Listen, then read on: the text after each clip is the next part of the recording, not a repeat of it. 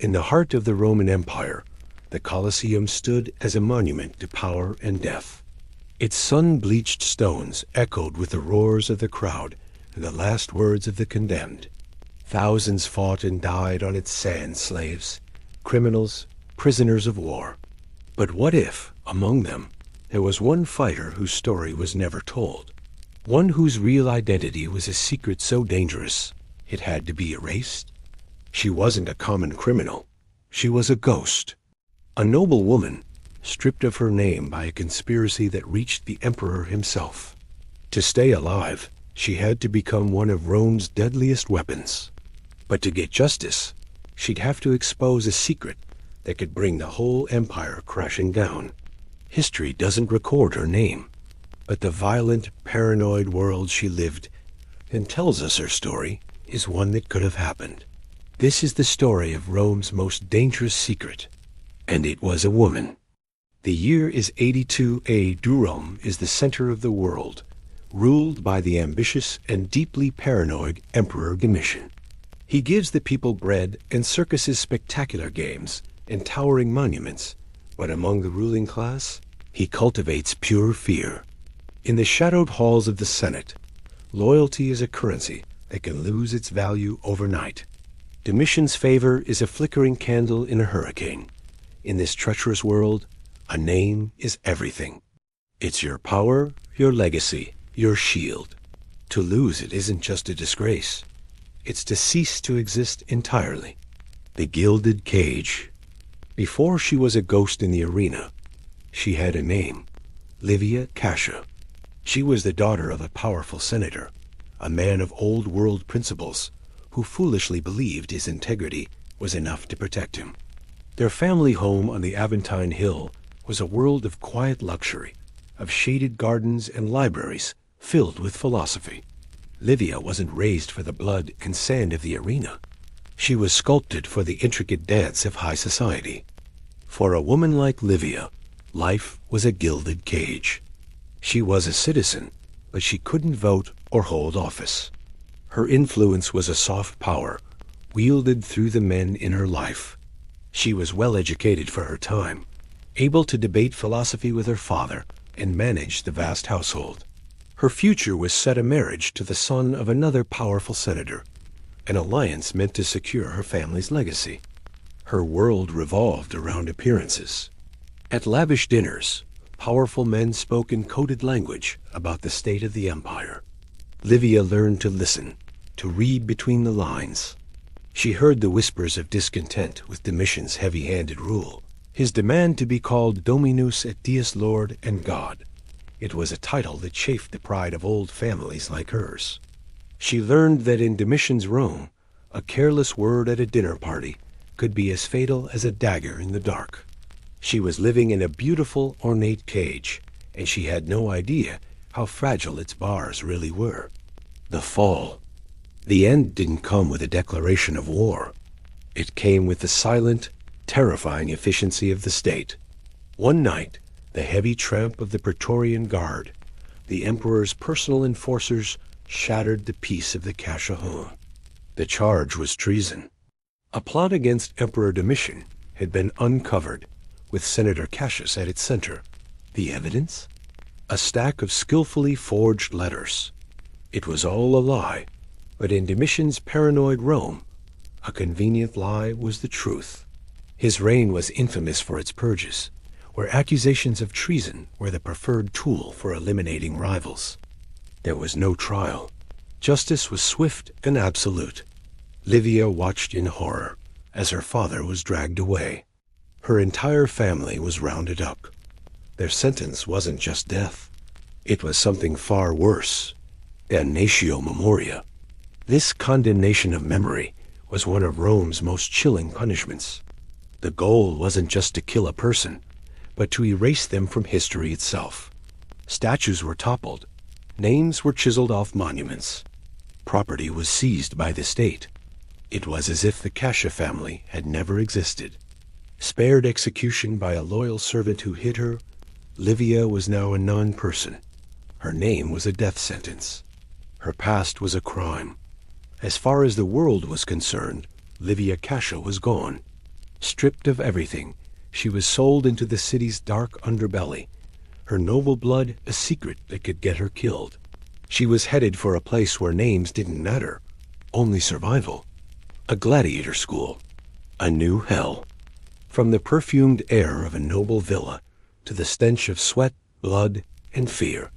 This was the Ludus Magnus, the great gladiatorial school connected by a dark tunnel to the Colosseum's underground labyrinth, the Hypogeum.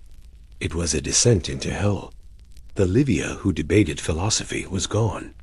In her place was Nemesis, a new name for a new life, a cruel joke for a woman whose soul cried out for vengeance. She was no longer a person. She was property, owned by the school's master, the Lanista. The training was relentless, designed to shatter a person and rebuild them into a weapon for public amusement.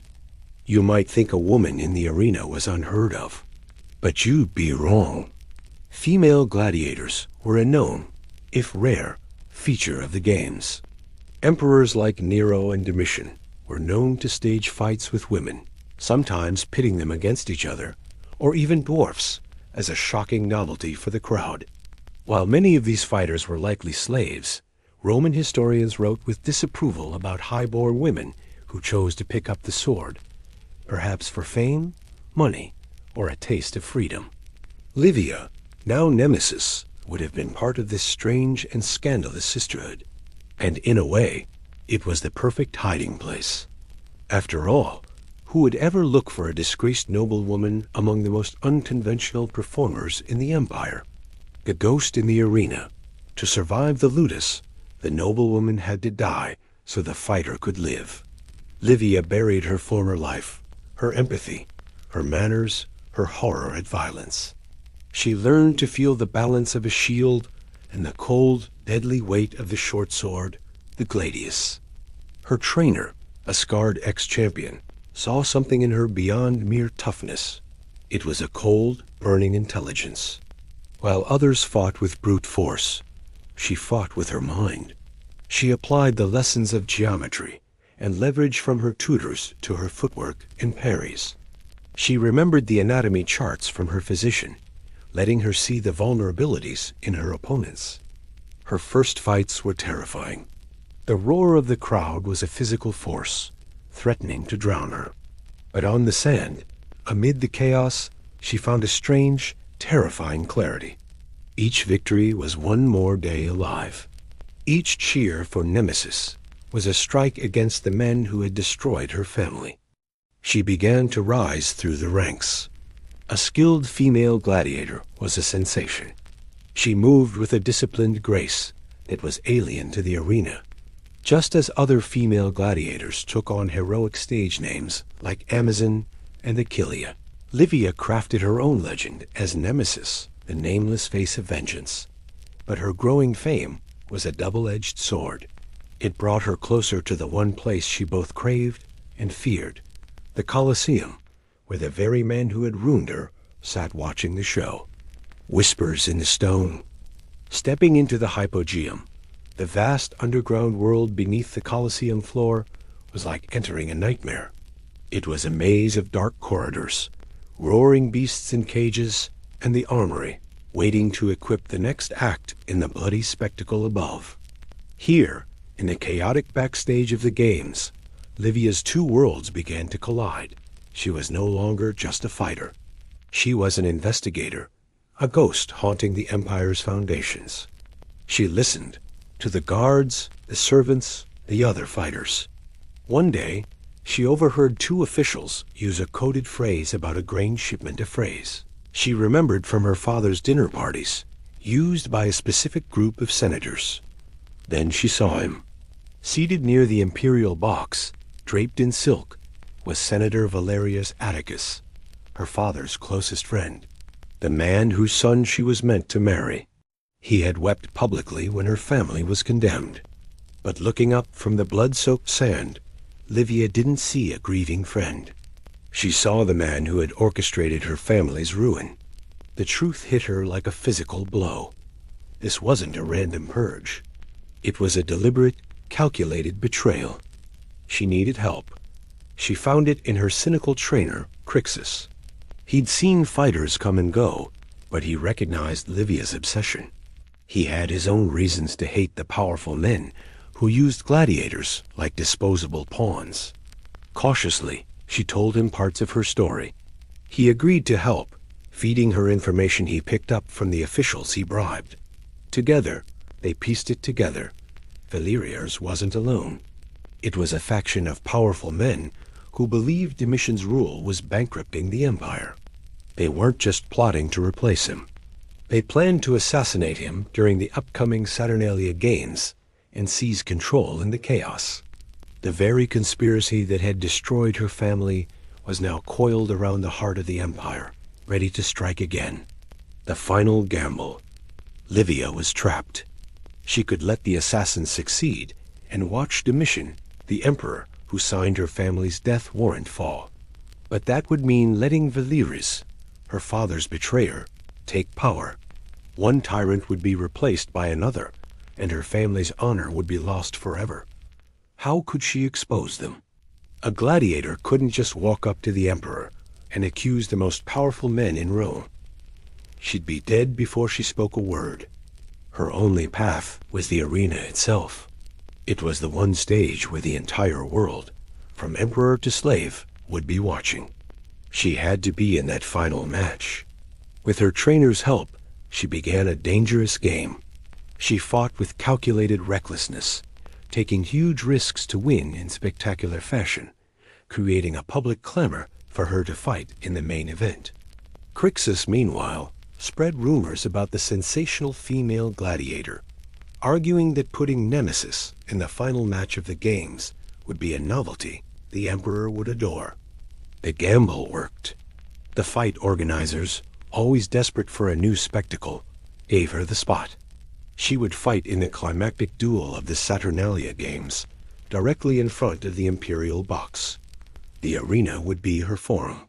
She had no army, no power, just a sword, a shield, and a secret that could tear Rome apart. The emperor's gaze. The day arrived. The Colosseum was a roaring cauldron of 50,000 souls. When the lift hoisted Livia into the blinding sun, the noise was overwhelming. Across the sand stood her opponent, a giant of a man, but Livia's gaze was locked on the imperial box. There sat Domitian, and beside him, Valerius Atticus, a picture of calm confidence. He had no idea the ghost of his betrayed friend was staring up at him from the arena floor. The fight began, a brutal, desperate dance. Livia was faster, but her opponent was a powerhouse. She was fighting him, but she was also fighting for the attention of the man in the box. Her plan was insane. She'd learned the conspirators' final signal, a unique military salute, a raised fist striking the chest twice over the heart, a sign recognizable only to the plotters. Feigning a stumble, she drew her opponent in. As he lunged, she rolled, dropping to one knee. In that moment of apparent submission before the emperor, she looked directly at Valerius, and she gave the signal. For a second, nothing. Then, panic flickered in the senatorial seats. Valerius's eyes widened in stunned confusion. A lowly gladiator was using his secret sign. Several of his co-conspirators, thinking it was the signal to act, shifted, their hands instinctively moving toward hidden daggers. And Domitian, the paranoid emperor, who saw plots in every shadow, saw it all. He didn't know the signal, but he saw their reaction. He saw the coordinated flicker of panic among men who were supposed to be rivals. The betrayal was written on their faces. Suddenly, the fight in the arena didn't matter. The emperor's personal guards, loyal only to him, closed ranks. Domitian's bored expression had hardened into a mask of cold fury. He had seen the truth. Livia rose, disarmed her stunned opponent, and stood over him, her sword at his throat. She looked up at her emperor. She hadn't said a word, but she had exposed them all. The intricate conspiracies of the elite were a constant, deadly game in ancient Rome. If you want to explore the real plots and betrayals that shaped Roman history, hit that subscribe button And let us know in the comments which emperor's story you want us to uncover next. A secret buried in sand. The aftermath was swift and merciless. Before the sun set, Valeras and his allies were seized. Domitian, a man who lived in constant fear of betrayal, had just seen a plot against his life exposed not by spies, but by a nameless woman on the arena sand. What happened to Livia? She was brought before the emperor, not in public, but in the cold halls of his palace. She told him everything. Domitian faced a dilemma. He couldn't publicly admit he was saved by a disgraced noblewoman fighting as a gladiator. That would be admitting his own injustice, and a weakness he could not afford to show. The name Livia Cassia could not be brought back from the dead, but he owed her a debt. He granted her life and freedom, but with one condition: she had to vanish. Livia Cassia, the noblewoman, and Nemesis, the gladiator, would both cease to exist.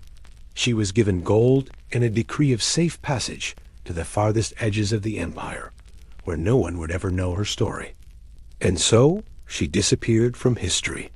Perhaps she found a quiet life in a distant province. Or perhaps she was always a ghost, looking over her shoulder for the rest of her days. Her story is a testament to the countless voices silenced by power, the forgotten figures whose actions might have changed history in ways we will never know. The official records are silent, but the sands of the Colosseum hold many secrets. And the most dangerous of all might have been a woman who refused to be erased.